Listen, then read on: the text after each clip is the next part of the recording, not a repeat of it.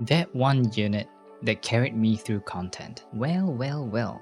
I wonder who it's going to be. Why hello there YouTube. Okay, a disclaimer before we start. All units in this game are 100% viable.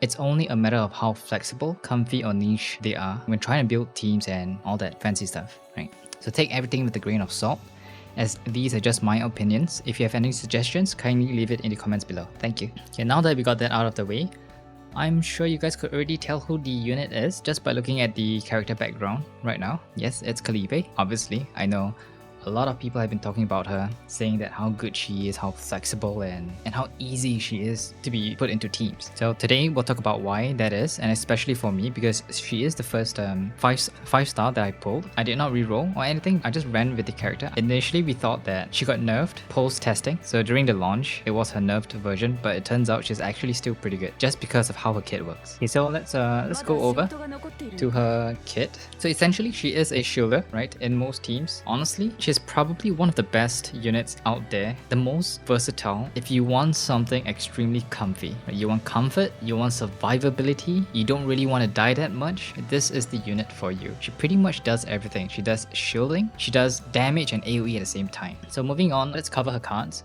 Her first 3 cards are fairly straightforward. It's her basic cards, so lashing, you've got upward slash 2 cost that does AoE damage, and a shield card that costs 1 cost. So if there's any card in this deck that you ever have to remove, like you're trying to make your hand smaller, your deck smaller for Calliope, obviously we should remove the lashing card because I don't think this brings a lot to the table, right? She's a Xourdough already, and she deals quite a decent bit amount of damage. Having this a 1 cost shield card is going to help from time to time, especially when you're down on AP. And moving on to Vulture Ejection, the 3 cost card. This is pretty much, at least if you guys read the tooltip here, it says Celestial. This is pretty much why Calliope is so good. So what this does is Celestial and Retain. Retain just means that at the end of your turn, if this card is not used, this card still stays in your hand, right? And Celestial, what that means is upon using any 2 cost or higher cards that cost 2 cost or more AP, this card, like Vulture Ejection itself, will proc and activate on its own for free, right? For free. Now that itself is big. It's so good. In terms of epiphanies, it doesn't really matter what you pick here. Obviously, try your best. Pick the epiphany that you are trying to build your team towards. Say for example, if you play a team that has a lot of cards in your hand, right? Obviously go for the one on the right. It's going to give you way more shields and all that stuff. Yeah. But apart from that, I would suggest Epiphany 4 and 5. 5 just because majority of the times we're going to have quite a bit of cards in our hand, and 4. It's because Retain gives you additional shields, and this card itself has more often time than not, you're gonna be retaining this card. Okay, up next we have a Great Sword Aquila. What this does is whenever you have a Vulture Ejection card in your hand, this card will turn into a 2 cost. So that means you can play this card. If you have Vulture Ejection in your hand, this card will be a 2 cost, and when you play this card, you will activate Vulture Ejection. So essentially, this is what makes Calliope so good. Essentially, she doesn't need another unit to synergize off her mechanic. She can just combo off herself, just based off Great Sword Aquila and her other 2 cost cards. Okay, so we've got Epiphanies. Now, what do we want here? I would recommend 3 and 4. The reason for that is you're gonna get way more Silver Veil here whenever you use this card with a Vulture Ejection in your hand. And this Silver Veil, when you have 3 stacks of this, Calliope will do an AoE to all enemies again. She has a lot of damage, AoE damage going out for her, which is awesome. Okay, up next we've got Overpower. So what this does, this gives you a lot of shields and tenacity damage to all enemies. Epiphany for this, it's going to be, I would recommend, my go-to would always be Epiphany 2. What this does is it weakens, so it kind of makes my run easier. It debuffs the enemy, decreasing their damage, If not, if they are already Ravage. So what Ravage is, say for example, if you know that little bar underneath their HP, when it goes down to 0, that's when the enemies are Ravage, and that's when you get an additional AP as well. So when that happens, this will turn from Weaken debuff to Val debuff, and Val debuff makes your enemies take increased damage, and that's how you get way more damage for your team. So this is my go-to Epiphany for overpower. Okay, now we have the star of the show, Rally.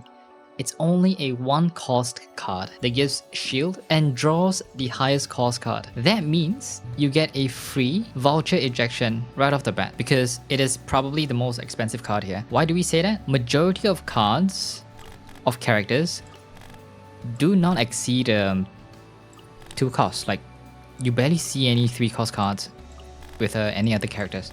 However, be careful when taking other epiphanies. For example, Magna. Magna's Glacial Ice Fist Epiphany, that's one of her epiphany, where it increases the cost to 3. So be careful when you're running Calliope. You're trying to synergize Calliope's rally card with Magna, I mean sure, go ahead. But if you are trying to get that Vulture Ejection, just be wary. Yeah, like this card itself is just out of the show. As for Epiphanies, the one in the middle with Celestial is good only if, like Epiphany 3, you have units in your team that has 2 cost cards. If you don't have a lot of units that has 2 cost, I don't suggest picking the Epiphany in the middle. However, if you do, for example like Barrel, it goes really well with them, because if you use a 2 cost card, this rally card is going to be free because it's going to gain the Celestial tag. Yeah, all you gotta do is just use the 2 cost card of your other units, and it's going to proc or use the rally card and Vulture Ejection in your hand for free. This unit is really cost efficient. Yeah, apart from this, I would go for 2, 4, and 5. 5, you actually get to choose what card you want. So for example, if you're running something like a Magna with that 3 cost, you get to pick the cards like Magna's 3 cost card, or would you like the 3 cost Vulture Ejection here, or maybe even any 2 cards that you're looking for. So that's great. And her last card, Absolute Protection. This is very self-explanatory. I think the only thing confusing is X.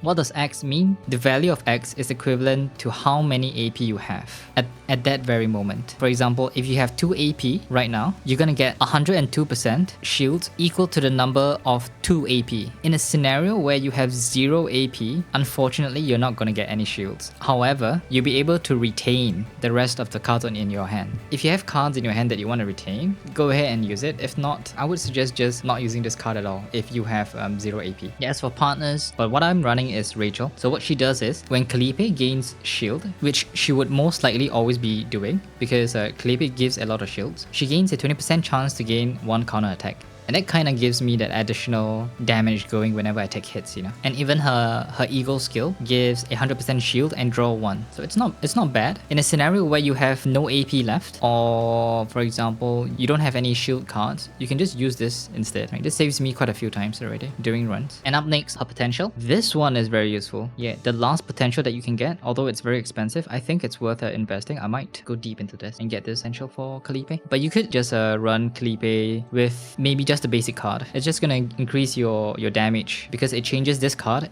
It used to be a single target damage, but because of this potential, it changes this to an AoE, which is great to have.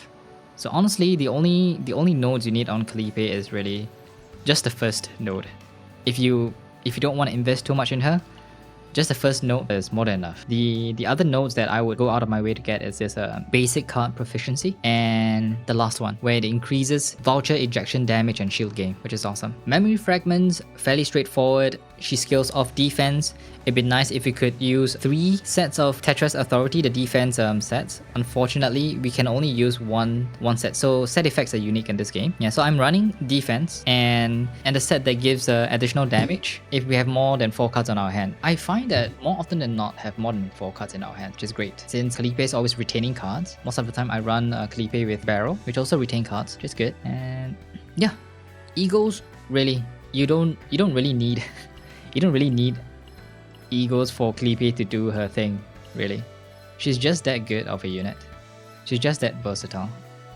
If you're looking for something versatile, easy to build, easy to fit into majority of teams, You don't have to think a lot. Comfy runs for your chaos. Calipe is the way to go. For those who have missed out on Calipe, for example, if someone else told you to reroll for Maelin, for example, if you guys went for Maelin instead of Calipe, don't worry.